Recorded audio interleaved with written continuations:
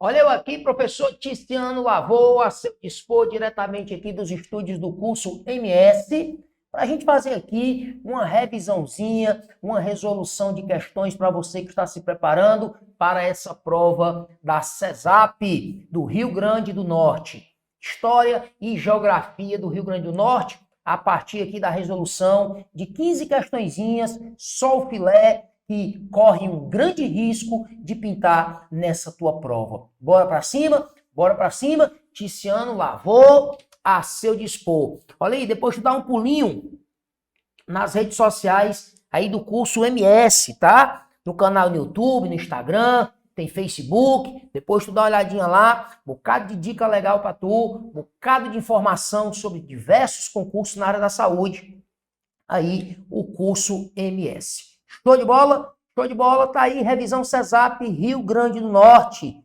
história do Rio Grande do Norte e aspectos geopolíticos do Rio Grande do Norte, com o professor Tiziano Lavô, com Y, viu? Com Y no C, porque não basta ser pobre, tem que ter Y no nome, tá? Depois de dar um pulinho também, ó, no Instagram do professor, se você não me segue ainda, vai lá, ó, @prof_Tiziano com Y, outro underline, não basta ser pop, tem que ter 2 underline, Lavô. Segue lá, dá um pulinho lá e também é cheio de dicas legais para tu sobre concursos públicos, beleza? Bora para cima, bora para cima. Bora bater o centro com essa questãozinha que diz assim: com uma população de 3.302.729 habitantes, detalhe, segundo o último censo do IBGE, foi o censo realizado em 2022. 2022, deixa eu ajeitar aqui. 2022, tá? O estado do Rio Grande do Norte. Só aqui uma outra informaçãozinha. Essa população aqui é a 17ª maior do Brasil, tá? Maior do Brasil. Nós temos, né, 27 unidades da federação. E o Rio Grande do Norte é a 17ª em população. Aí continua aí. O estado do Rio Grande do Norte possui como principal setor da sua economia. Bora lá. Falou em economia. Setores da economia. Quais são os 3 setores da economia? Setor primário, setor secundário, setor terciário. Qual é qual aí no jogo do bicho, como dizia a vovó? Quais são as atividades que fazem parte de cada um desses setores? O setor primário é agricultura, vou botar agropecuária, tá? Agropecuária.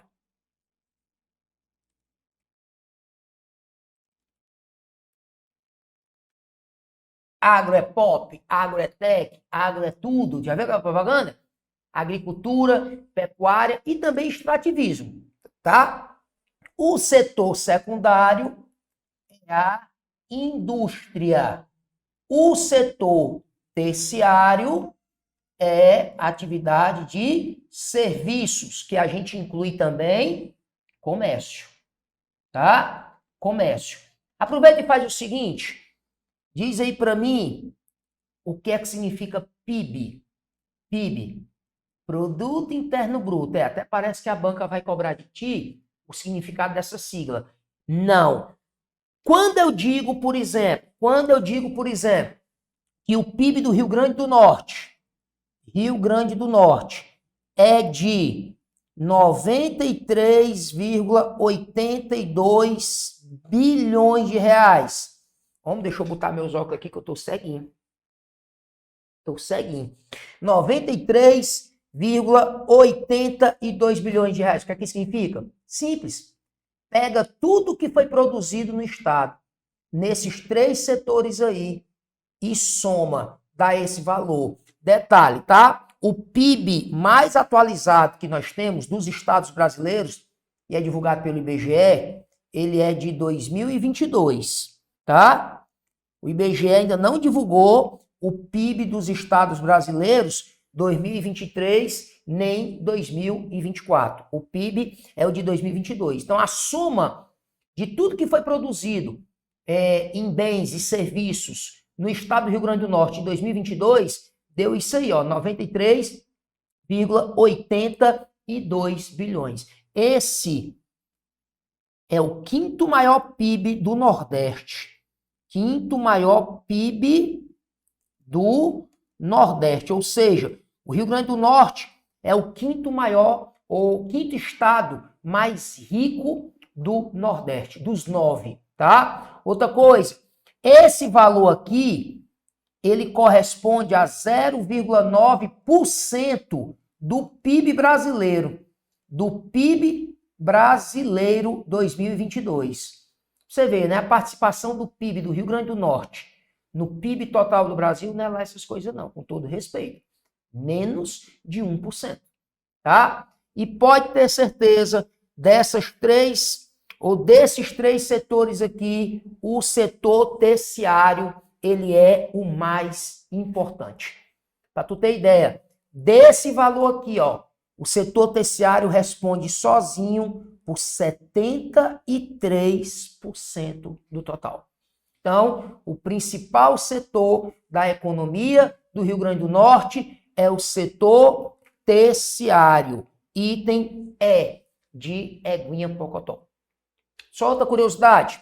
Aliás, curiosidade não, que isso é muito importante. Se você pegar o PIB do Rio Grande do Norte de 2022, que é esse valor, e comparar com o PIB do ano anterior, 2021, aqui houve um crescimento de 4,1%, tá? 4,1%. Se você pegar os setores separadamente, o setor primário cresceu 2,2% em 2022, o setor secundário cresceu 7%, ó, foi o que mais cresceu. Puxado principalmente, uma coisa que está bombando, né, no Rio Grande do Norte, a indústria da construção civil. A indústria da construção civil, outra, a indústria geradora de eletricidade. Sobretudo, parques eólicos, né, que nada mais são do que indústrias que produzem eletricidade a partir do uso da matéria-prima, que é o vento. Né? A energia eólica utilizada para mover aqueles geradores e ali vai ser produzida eletricidade. Isso é indústria. Indústria geradora de quê? De eletricidade. Pois a construção civil, a indústria da construção civil e da geração de eletricidade puxaram, ó, esse crescimento do setor secundário em 2022. Já o setor terciário, em 2022, cresceu 3,3%. Guarda essa informação também que é importante. O setor que mais cresceu em 2022 foi o setor secundário. Bora para a próxima. Bate um printzinho aí, se tu quiser, deixar registrado aí, e vamos para cima. A fruticultura irrigada é uma atividade econômica e pertence ao setor o quê? Setor primário, né? Na agricultura. Setor primário.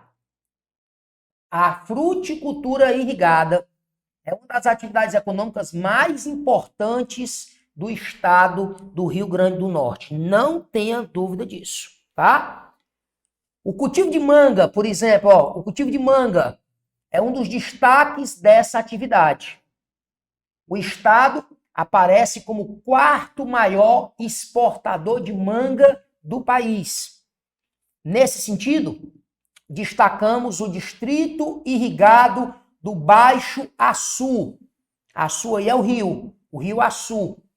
Distrito irrigado do Baixo Açu, conhecido como DIBA, onde encontram-se os municípios. Olha só, o distrito irrigado do Baixo Açu e um outro local no Rio Grande do Norte, que a questão não fala, mas eu vou citar aqui para você. O distrito irrigado de Santa Cruz do Apodi. De Santa Cruz do Apodi.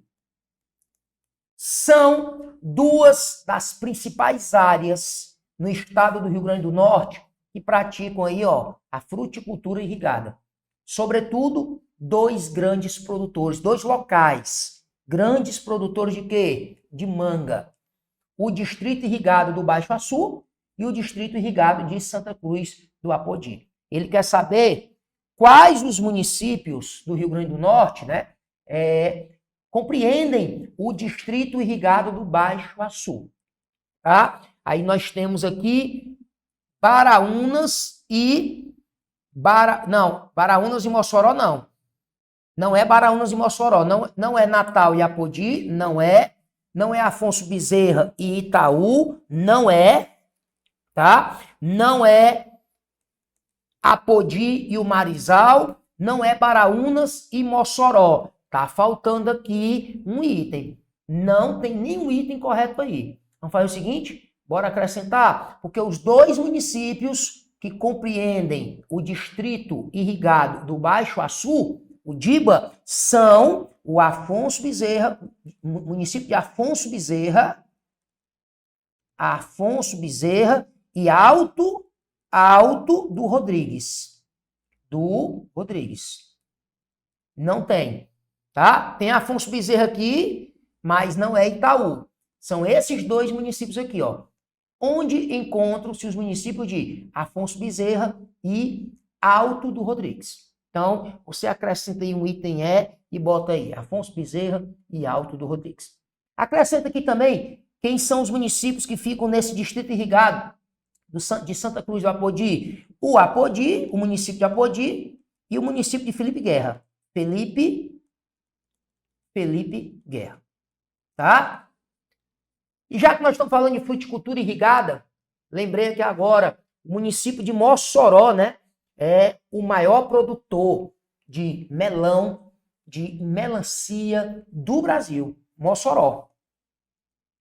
O maior produtor de melão e melancia do Brasil. Mas não fica nos distritos irrigados que nós estamos citando aqui. Beleza? Então a resposta à questão é essa aqui. Afonso Bezerra e Alto do Rodrigues. Show de bola? Bora para a próxima? Bora para a próxima. Acerca da exploração de petróleo no Rio Grande do Norte, no estado do Rio Grande do Norte. Analisa as afirmativas abaixo. Foi o seguinte, falou em exploração de petróleo. Anota logo aí, o Rio Grande do Norte é o quarto maior do Brasil. Quarto maior do Brasil. Quarto maior produtor de petróleo do Brasil chama-se Rio Grande do Norte. Agora, é impressionante.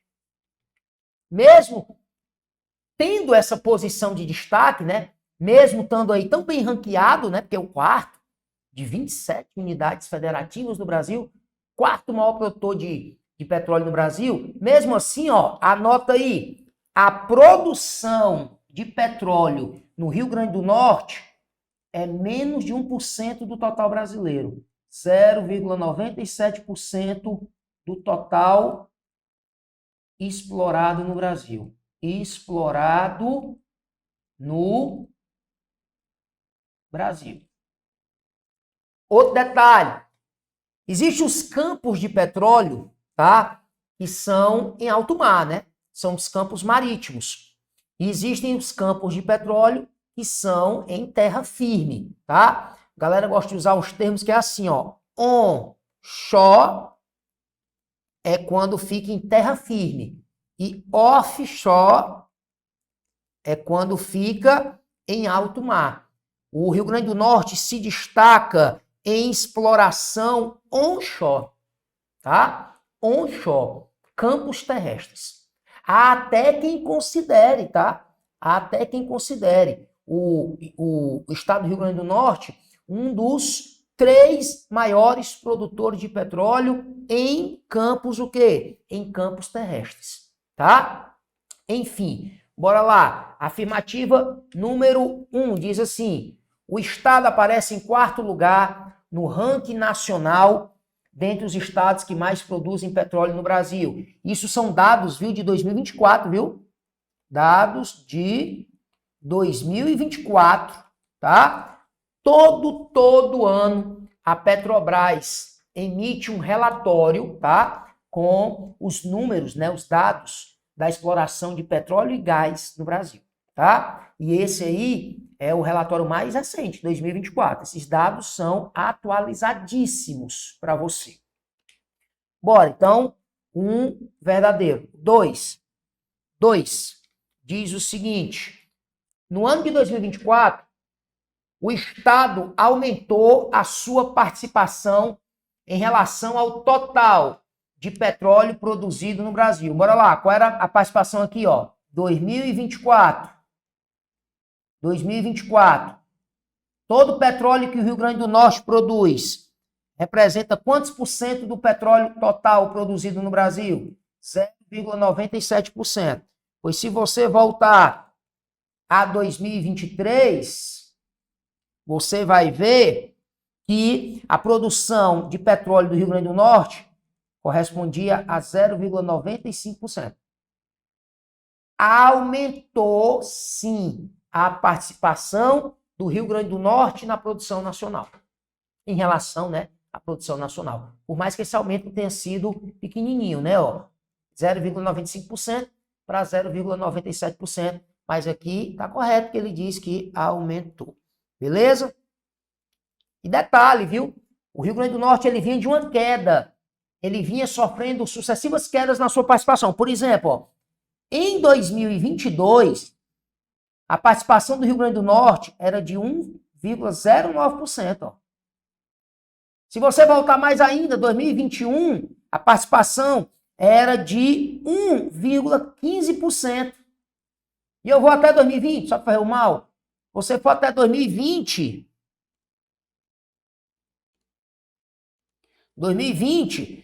o petróleo produzido no Rio Grande do Norte correspondia a 1,18% da produção nacional. O que é que eu posso observar aí? Que vinha caindo, né? Vinha caindo a participação do Rio Grande do Norte. Ó, 2020 para 2021 caiu, 2021 para 2022 caiu, 2022 para 2023 caiu. Aí agora, em 2024, deu uma subidinha na participação. Certo? Bora. Afirmativa 3. O maior campo terrestre, olha aí, campo que se explora petróleo em terra. O maior campo terrestre de exploração de petróleo no Brasil fica localizado no Rio Grande do Norte. Aí tu vai mandar tatuar isso no teu braço, ó. É o Canto do Amaro. Canto do Amaro. E fica, sim senhor, no Rio Grande do Norte. Fica ali entre Mossoró e Areia Branca, tá? Entre os municípios de Mossoró e Areia Branca. O Canto do Amaro. É o campo terrestre que mais produziu petróleo no Brasil em 2024. Então, afirmativa verdadeira, nós temos aqui item A de Amorzinho. E se eu não estiver enganado, ele quer o nome desse campo. Oura, não, aí, ó. Ele quer o nome desse campo de petróleo, que é o maior produtor entre os campos terrestres. Tá aí a quarta questão, ó. Responsável por 7,84% da produção nacional de petróleo em terra no ano de 2024, o campo de Canto do Amaro fica localizado na Bacia Potiguar e compreende os municípios de Oranão, item D de dia, não D de noite, Mossoró e Areia Branca. Show de bola? Show de bola. Bora para a próxima? Bora para a próxima. Lê aí comigo. Acerca da extração de sal. Acerca da extração de sal no litoral do Rio Grande do Norte. Analise as afirmativas abaixo. No início do século XVI, lembrando, século XVI vai de 1501 a 1600. Os portugueses iniciaram a extração de sal no litoral do Rio Grande do Norte, vírgula, no litoral de Apodi. Ei, bebê, peraí. É verdade, sim, que desde o início do século XVI, os portugueses, quando chegaram aqui no litoral brasileiro e ali no litoral do Rio Grande do Norte, começaram a extração de sal. Os índios já extraíam sal. Os índios já conheciam a técnica para a extração de sal da água do mar. Agora, no litoral de Apodi, e Apodi tem litoral? Apodi tem praia? Essa questão, esse item, só erra quem não conhece nada de Rio Grande do Norte. Mas quem é do Rio Grande do Norte, quem mora no Rio Grande do Norte, não é uma questão dessa nem a pau. Apodi fica no sertão, Apodi fica no interior. Na região do semiárido. Errado, tá? Pra você ter ideia, ó, falou em exploração de sal no Rio Grande do Norte no século XVI, é ali nas proximidades do município de Macau e Areia Branca. Na beira da praia, todos dois. Macau e Areia Branca foi onde os portugueses começaram a explorar sal no litoral do Rio Grande do Norte, lá no século XVI, tá? Então, o item 1 está errado. 2. A partir do século XVIII, com a organização das oficinas de carne de sol, foi que a extração salineira entrou num período de expansão no Rio Grande do Norte. Lembrando, ó, século XVIII é o que vai de 1701 a 1800. E é nesse período, sim, que começa a se desenvolver no Rio Grande do Norte a produção de carne de sol. E no Ceará, por exemplo, a gente chama de charque, jabá. Aqui no Ceará, né? Eu digo aqui no Ceará porque eu estou aqui no curso MS, falando para você diretamente do Ceará, da minha querida Fortaleza, tá? Minha cidade natal, Fortaleza, não Natal, Rio Grande do Norte. Foi exatamente aqui, no século XVIII, que começaram a surgir as famosas charqueadas. São locais onde se levava o boi, se matava o boi e transformava a carne em carne, o quê? Charque, charqueava a carne, que nada mais é do que secar a carne, tirar a água da carne. E essa invenção foi uma invenção cearense, onde hoje fica o município de Aracati, bem pertinho do Rio Grande do Norte, né? Bem pertinho do Rio Grande do Norte, bem pertinho de Mossoró, que é no Rio Grande do Norte. E quando essa técnica foi levada para o Rio Grande do Norte, aí é que a exploração de sal deu uma bombada mesmo. Como ele diz aqui, ó, expansão da produção ou da exploração, né, da indústria salineira, da extração salineira, exatamente com o início das oficinas de carne de sol. Porque para fazer a carne de sol, a gente tem que salgar a carne, porque o sal, ele chupa a água de dentro da carne, depois a gente bota no sol para essa água evaporar, tá? Então, a afirmativa 2 está verdadeira. 3. Até a segunda década do século XX, aí vamos tomar cuidado aqui, tá? Quando ele fala século XX, 1901 a 2000, né, perdão. 1901 a 2000. Aí você vai fazer o seguinte, até a segunda década, bora lá, primeira década, 1901 a 1910. Segunda década, 1911 a 1920.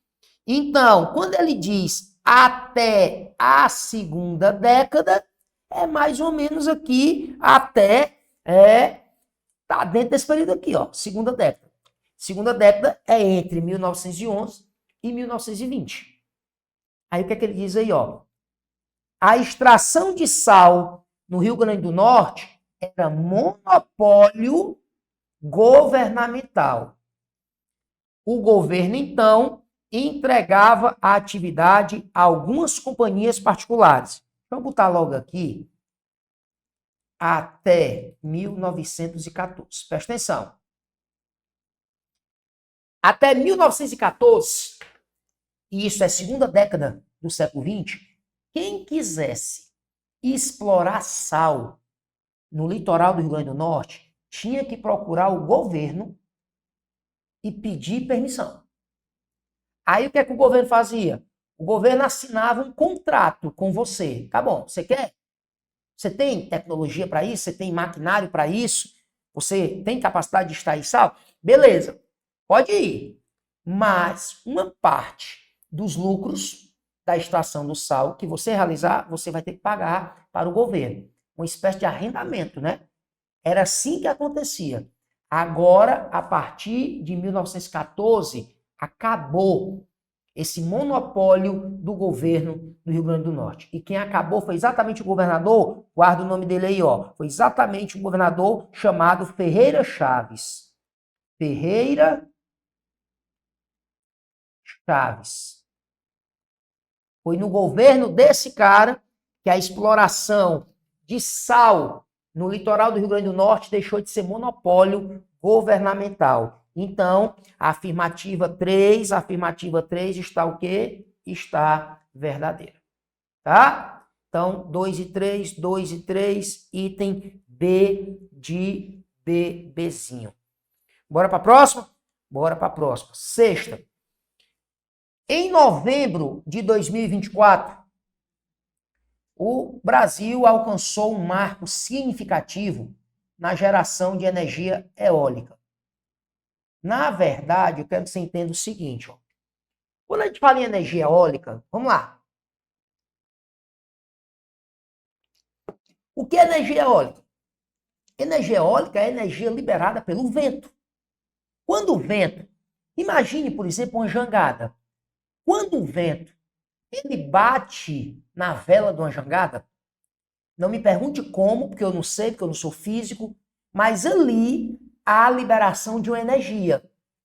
Energia eólica. Energia eólica.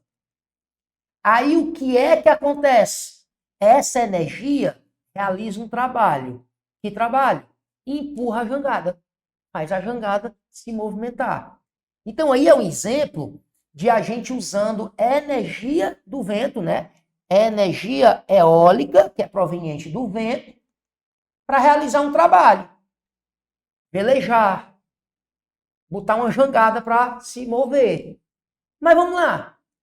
Como é que essa energia eólica pode ligar um eletrodoméstico da minha casa? Não pode. Como é que essa energia eólica ela pode acender uma lâmpada na minha casa? Pode. Como é que essa energia eólica pode ligar uma televisão, uma geladeira? Não pode. Porque os equipamentos da nossa casa, eles precisam de outra energia para funcionar. Energia o quê? Elétrica. Cuidado. Não existe casa, não existe indústria, não existe negócio nenhum movido a energia eólica. A energia eólica ela é usada agora, aqui, ó, presta atenção. Naqueles parques eólicos, como é que funciona? Eles pegam uma torrezona bem grandona, né? Como é o nome daquilo, hein?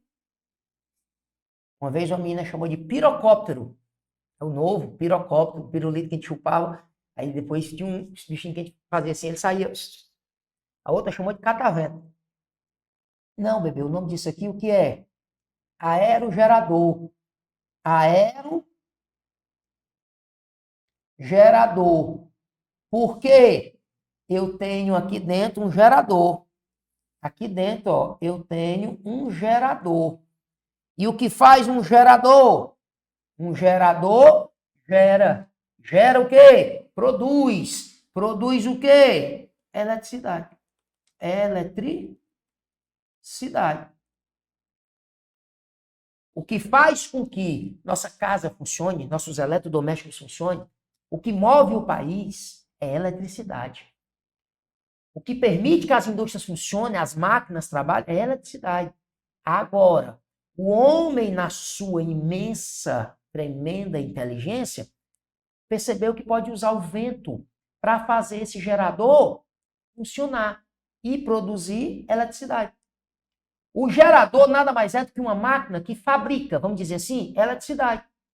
Aí onde é que o vento entra na brincadeira?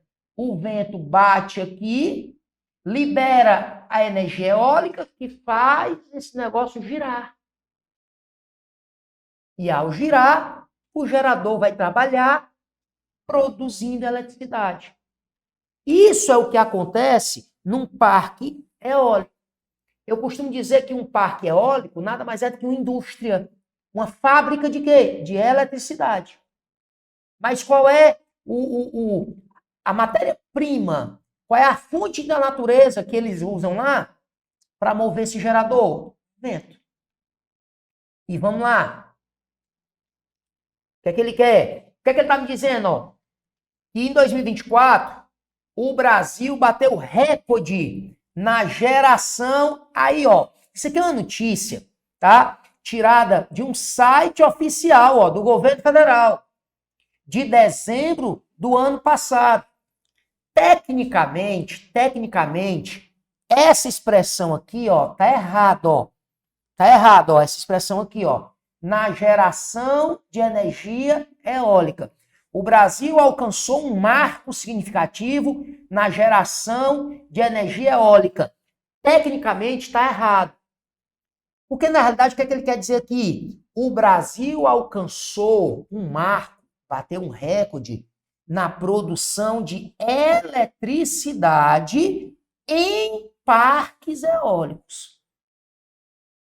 Em locais onde se usa a energia do vento para mover o gerador.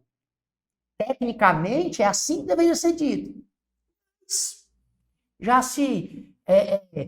existe um consenso, né, de ficar usando o termo energia eólica, energia eólica, energia eólica, mas na realidade, o termo correto, qual é? O termo correto seria dizer assim, o Brasil bateu um recorde em 2024 em produção de eletricidade, onde se utiliza a energia eólica para mover os geradores. Assim tem que ser dito. E vamos lá, por que tu acha que essa questão está aí? A Bahia foi quem mais produziu em 2024 eletricidade em parques eólicos. Ou seja, se utilizando da energia eólica para mover os geradores. Em segundo lugar, veio o Rio Grande do Norte. E em terceiro lugar, o Piauí. Agora, o Rio Grande do Norte, segundo dizem, é o estado que possui a maior capacidade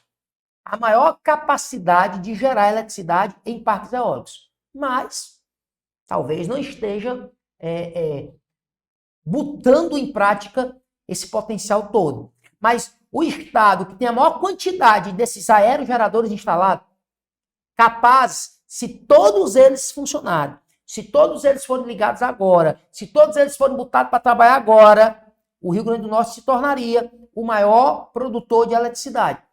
Mas não, o Rio Grande do Norte é quem tem a maior capacidade instalada.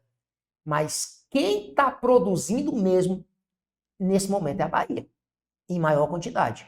Então, bora ver o que a questão quer. Terminando de ler a notícia, né? No dia 3 de novembro, às 23 horas, foi registrado um recorde de geração média horária, atingindo 23.699 megawatts médio. Isso é unidade de medir a eletricidade, né? Já no dia 4 de novembro, um novo recorde foi alcançado, desta vez de geração média diária, com 18.976 megawatts médio. Esses resultados destacam o avanço da energia eólica como fonte essencial para a matriz energética do país, indicador do papel crucial dessa tecnologia no fornecimento sustentável de energia. Blá, blá, blá, blá, blá, blá, blá, blá, blá, o que é que ele quer? Segundo o boletim anual da Associação Brasileira de Energia Eólica, os 3 estados do Brasil que mais geraram eletricidade a partir da energia eólica foram em ordem decrescente. Pode ter certeza. Bahia foi quem mais produziu. Em segundo lugar, veio o Rio Grande do Norte. Em terceiro lugar, veio o Piauí. E isso em 2024. Perceba que todos os itens traz Rio Grande do Norte, né? Ó, Rio Grande do Norte, ó. Aqui, ó, Rio Grande do Norte. Rio Grande do Norte. Só que ele quer em ordem decrescente. E aí, bebê, item A. Bahia, Rio Grande do Norte e Piauí. A questão está aí também para que sirva para que você guarde a informação. O Rio Grande do Norte foi, em 2024, o segundo estado brasileiro que mais produziu eletricidade a partir dessa técnica aí, tá? Utilizando a energia eólica para mover os geradores. Próxima. A carne, o quê, professor? A carcinicultura, eita pílula, é uma atividade que consiste em criar camarões em cativeiro, com objetivo de produção comercial. O Rio Grande do Norte é considerado o berço da carcinicultura no Brasil, iniciada na década de 70. Outra questão, que o enunciado já é uma aula, né? O enunciado já me dá uma informação valiosíssima para eu levar para a minha prova.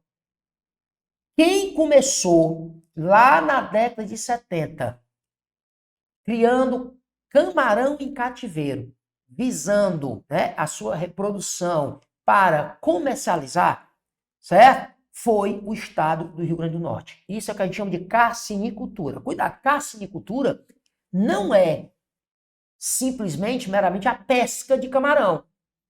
Porque, por exemplo, você entrar num barco, alto mar para caçar camarão, para pescar camarão, ou então você entrar num local, num mangue e ir pescar camarão, isso não é carcinicultura.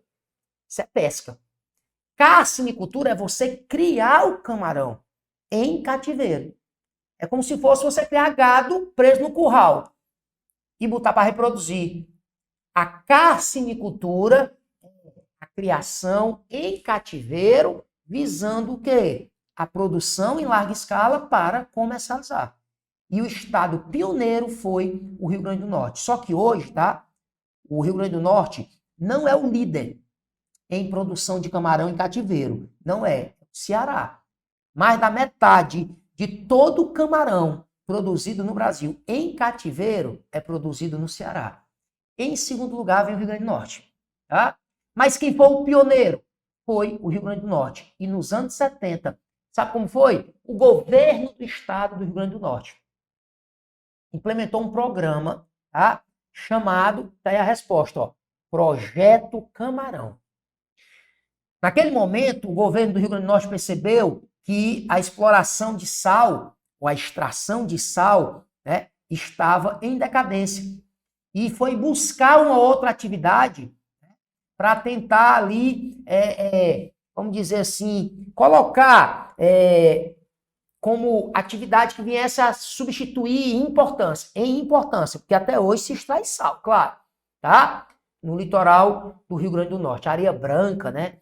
Grossos, enfim. Mossoró também, tá? Apesar de Mossoró não ter praia, não ter litoral, nós temos a foz de vários rios ali, que a água é salobra, que dá para você extrair sal também. Mas o governo do Rio Grande do Norte implantou esse projeto na década de 70, chamado Projeto Camarão, exatamente para quê? Para fazer frente, né, à crise da extração salineira que estava acontecendo naquele momento no Rio Grande do Norte. E foi o estado do Rio Grande do Norte o pioneiro na carcinicultura.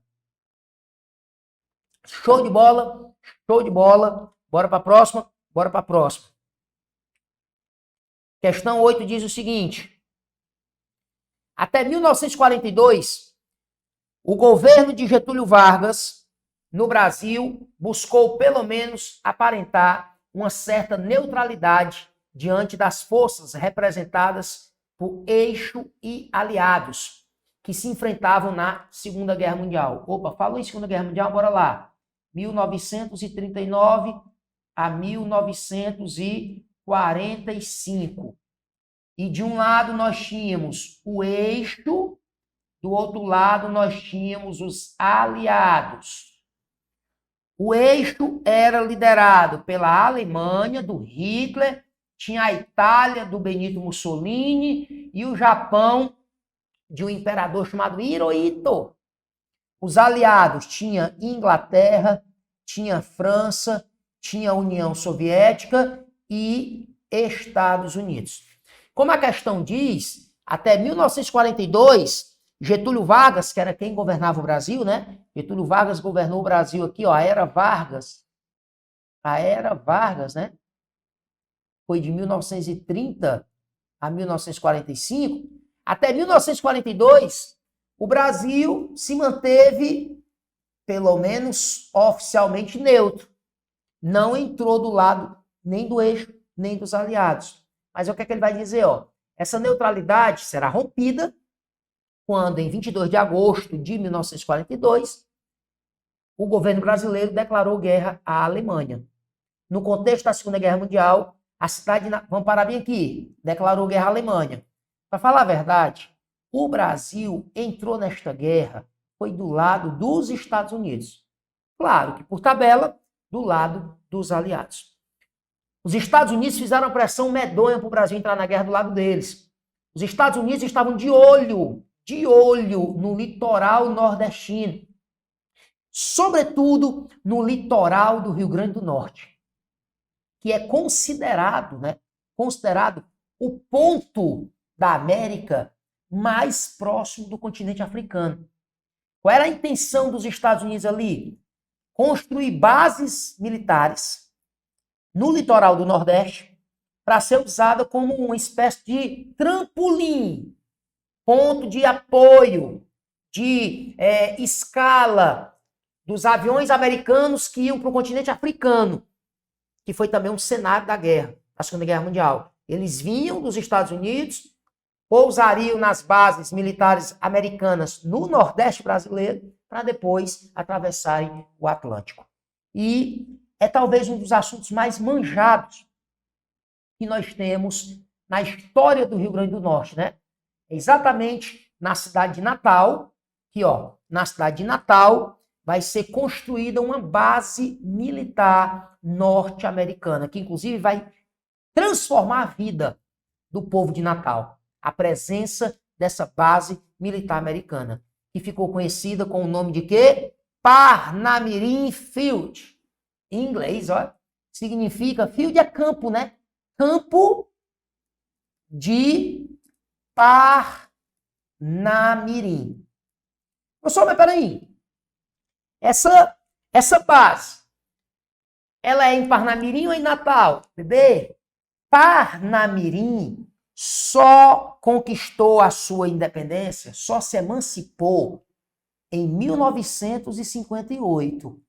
Mas até lá, Parnamirim era um distrito de Natal. Então a base foi em Natal, na época. Mas hoje, está onde? Está em Parnamirim, inclusive o aeroporto internacional de Parnamirim. Tá? Hoje, Parnamirim é Parnamirim, um município autônomo, desde 1958. Mas lá na época da Segunda Guerra Mundial, Parnamirim não era um município autônomo, não. Parnamirim era o quê? Um distrito de Natal. tá? Então, a base norte-americana é conhecida como Parnamirim Field, que é Campo de Parnamirim. Agora, hoje, né, quem conhece Parnamirim, o município de Parnamirim, quem mora em Parnamirim, que fica, sabe que Parnamirim é conhecido como o trampolim da vitória, né? O trampolim da vitória.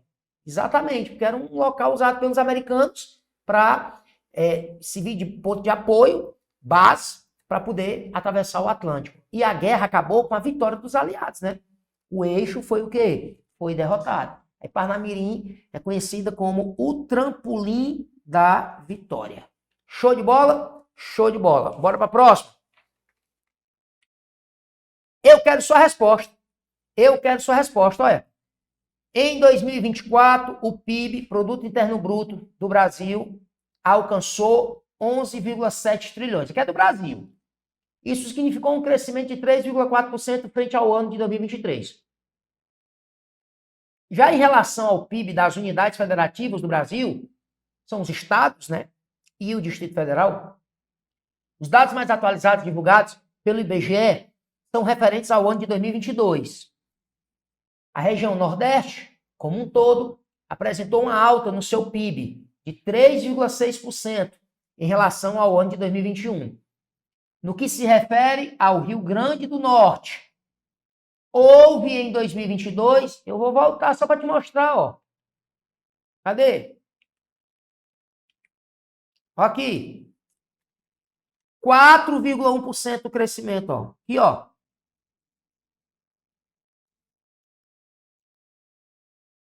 Eu disse, o PIB do Rio Grande do Norte em 2022 foi de 93,82 bilhões e isso representou um crescimento de 4,1% em relação ao ano anterior, em relação a 2021. Então, eu quero sua resposta. Item o quê? Item A, um crescimento de 4,1% do seu PIB. Show de bola? Show de bola. Bora, próximo. Diz o seguinte, dados do censo de 2022 revelaram que a população indígena do Brasil chegou a 1.693.535 pessoas. Esse é o número de indígenas no Brasil, de acordo com o censo 2022, tá? O que representa 0,83% do total de habitantes do Brasil. Em 2010, quando foi realizado o censo anterior, é porque esse censo aqui, o último, é 2022. Antes, tinha sido realizado quando? 2010. 12 anos antes. Foram contados 896.917 indígenas no país. Isso equivale a um aumento de 82,82% em 12 anos. O trabalho que possibilitou chegar a essa conclusão, pererê parar, perceba que está enchendo linguiça, falando do Brasil. Depois vai falar do Nordeste aqui, ó. O Nordeste brasileiro é a segunda região com o maior número de indígenas.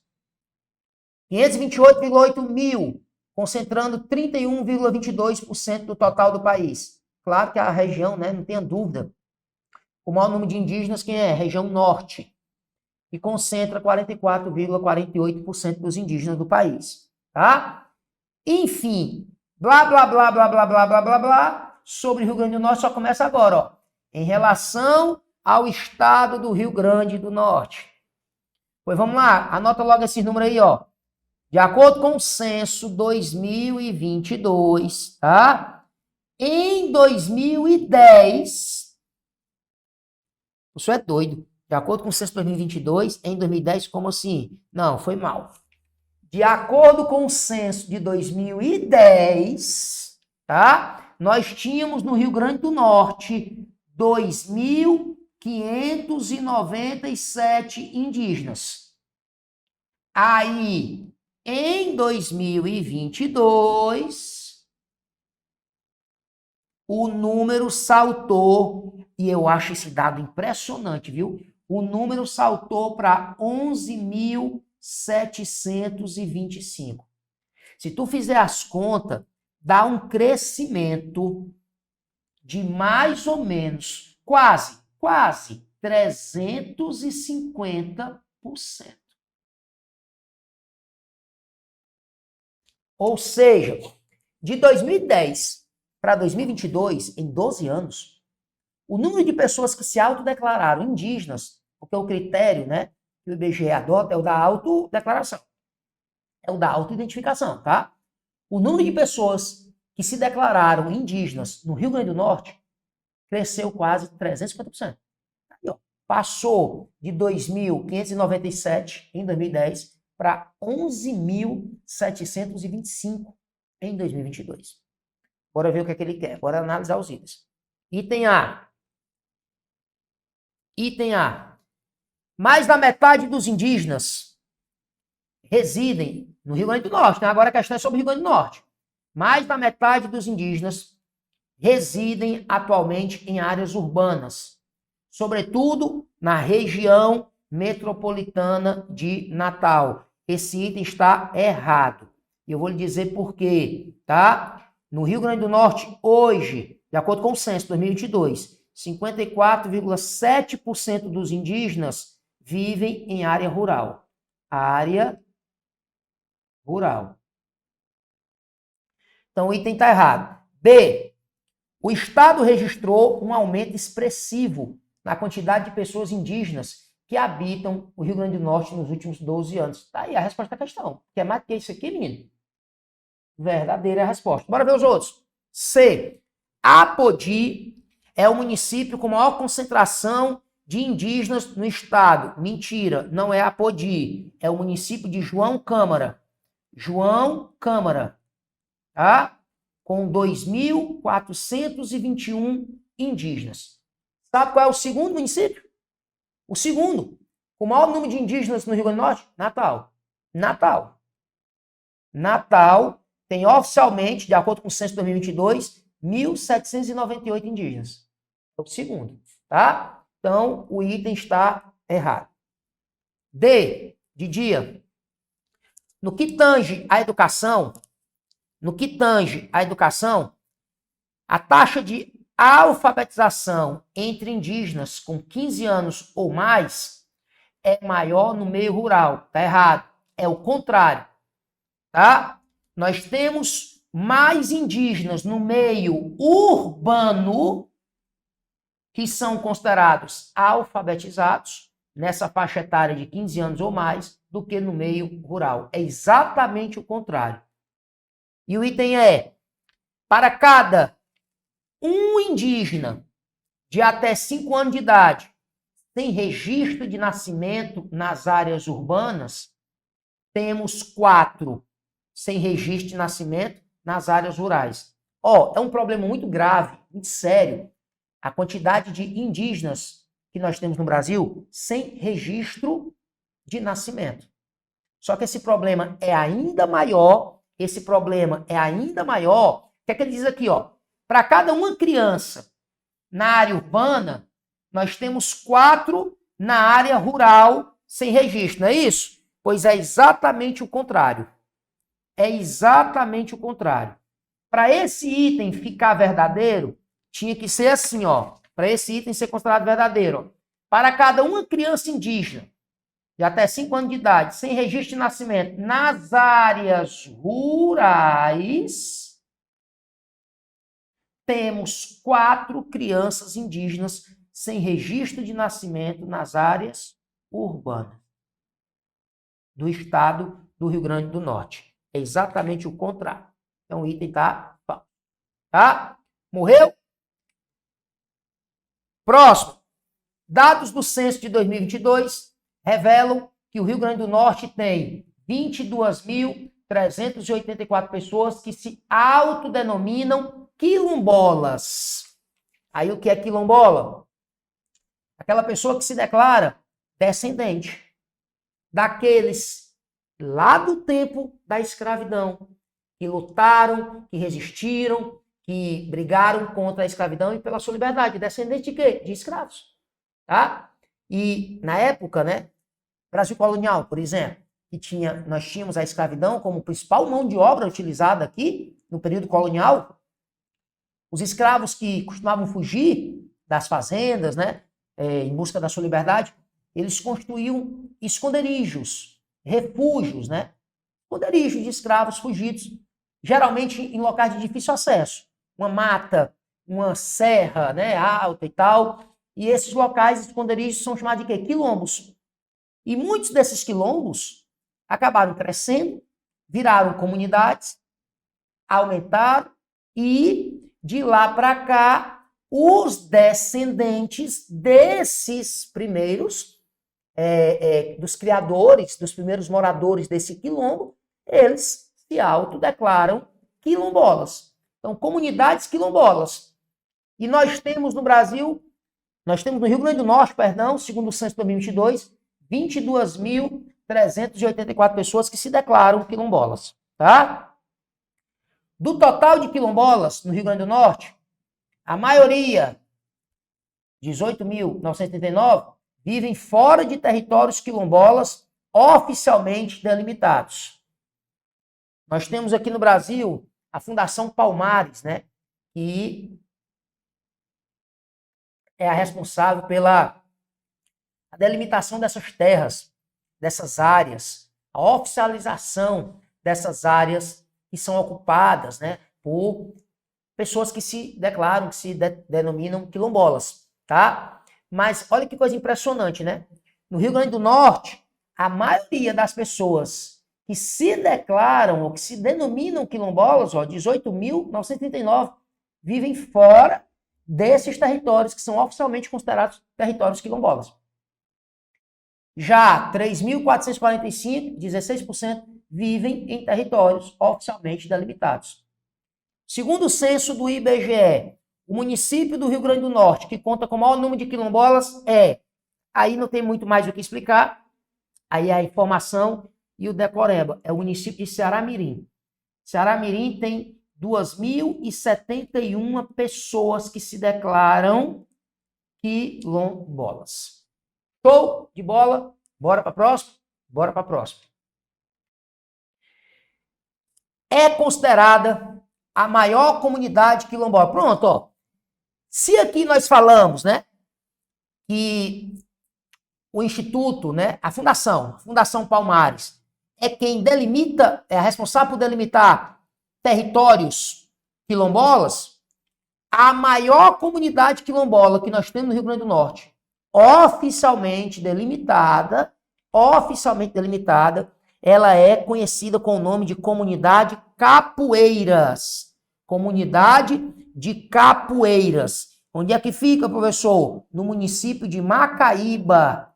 Macaíba, a cerca de 65, 66 quilômetros de Natal, tá?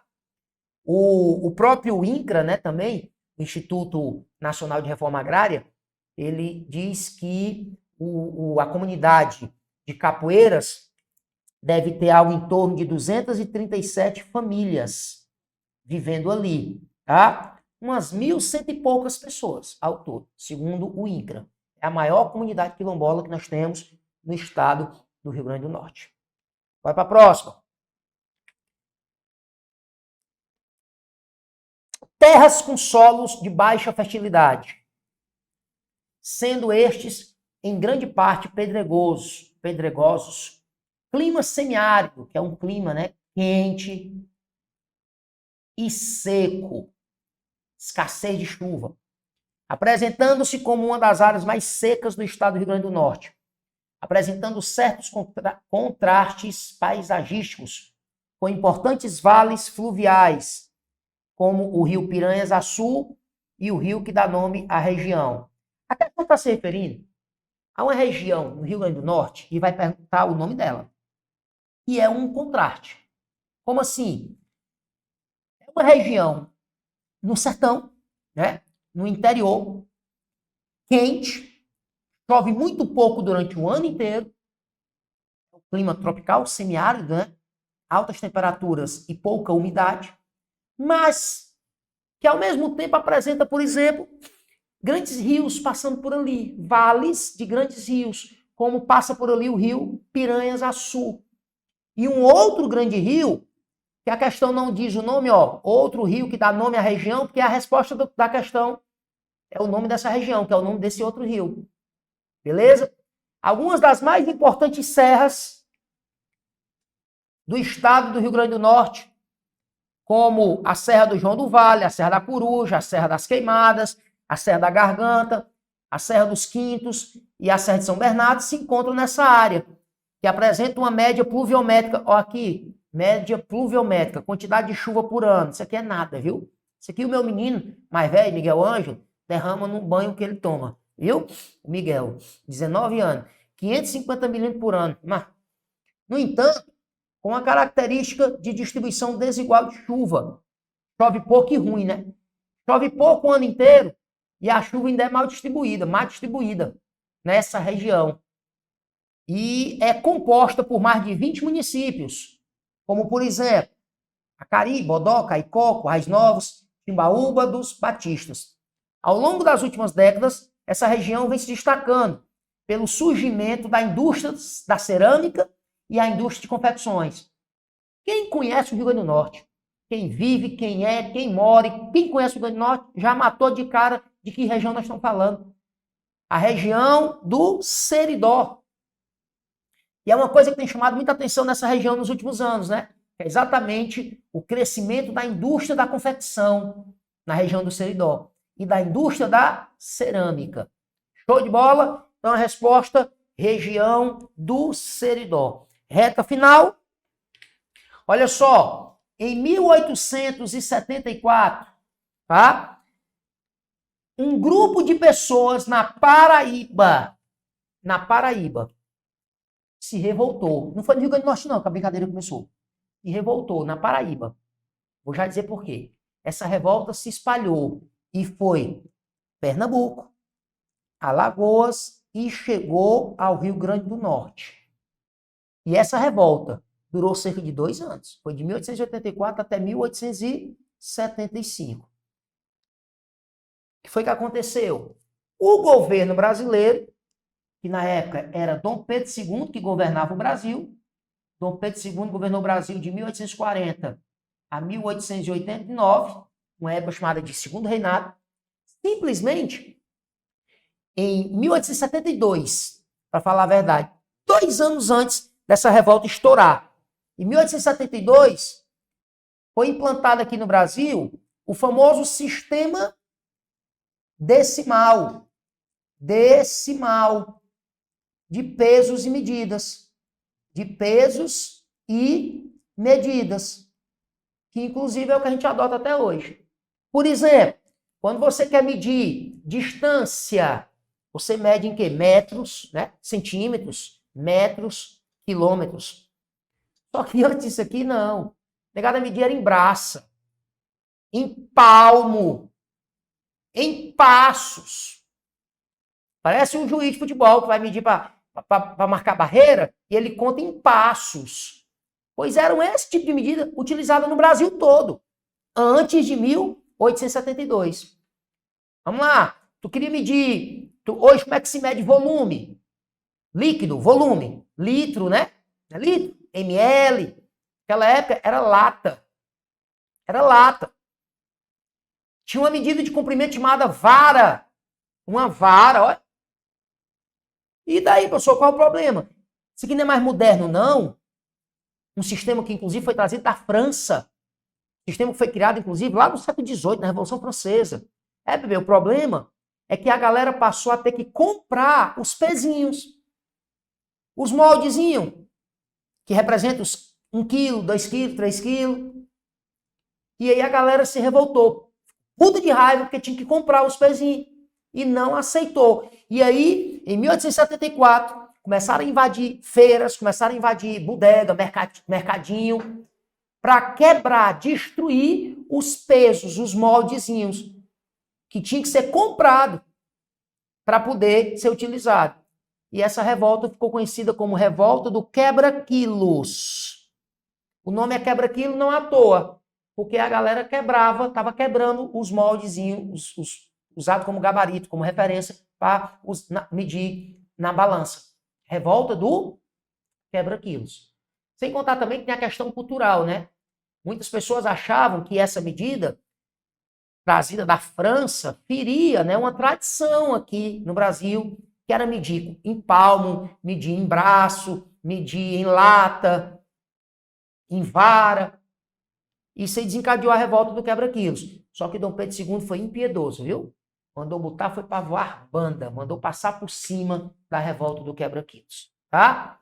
No final, as pessoas ainda tiveram que pagar indenizações pelos pesos que foram quebrados, pelos moldezinhos que tinham sido quebrados. Show de bola? Show de bola. E, para encerrar, questãozinha de número 15, a cidade que ficou famosíssima, né?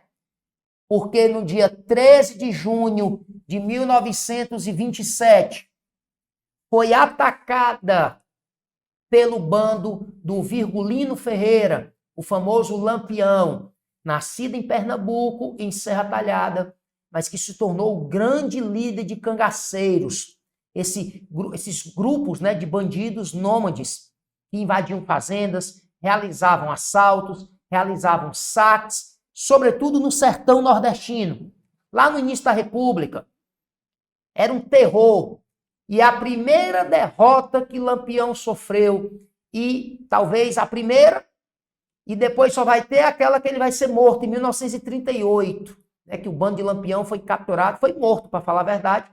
Lampião foi morto em 1938 em Sergipe. Até então, o bando de Lampião nunca tinha sido derrotado num ataque, numa invasão a nenhuma cidade aqui do Nordeste. No dia 13 de junho de 1927, o bando de Lampião invade Mossoró. Naquela época, Mossoró tinha um prefeito chamado Rodolfo Fernandes, que simplesmente evacuou a cidade de Mossoró, tá? Tirou mulheres e crianças, botou nos vagões de trem, mandou tirar de Mossoró, reuniu pessoas, homens, moradores, cidadãos comuns de Mossoró, cerca de 150 homens. Vamos resistir, pois não é que o bando de Lampião foi botado para correr? E essa data até hoje em Mossoró se comemora, né? O dia 13 de junho, caso de 1927, que foi quando o município de Mossoró, item C de Cururu, derrotaria o bando do temido Virgulino Ferreira, o vulgo Lampião, líder cangaceiro. Essa data ela é emblemática, né?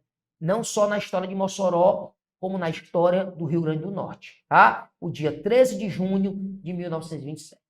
Show de bola? Show de bola. E eu encerro aqui a nossa revisão. Eu não sei se você percebeu, deixei para falar só no final.